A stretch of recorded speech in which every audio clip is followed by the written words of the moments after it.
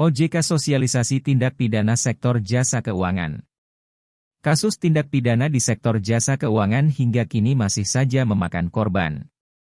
Oleh karena ini, Otoritas Jasa Keuangan, OJK, senantiasa menuntaskan tindak pidana hukum ini dengan segala upaya termasuk berkolaborasi dan bersinergi dengan penegak hukum dan lembaga lainnya untuk melakukan penegakan hukum.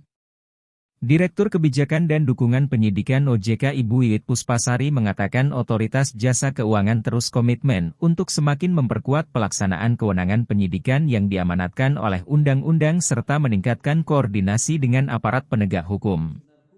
OJK berkolaborasi dengan Kepolisian Negara Republik Indonesia dan Kejaksaan Agung Republik Indonesia melakukan sosialisasi guna menjaga kepercayaan masyarakat terhadap industri jasa keuangan, kata Wiwit Puspasari saat sosialisasi tentang tindak pidana sektor jasa keuangan kepada jajaran kepolisian dan kejaksaan di wilayah hukum Sulawesi Selatan di Hotel Terindra Makassar.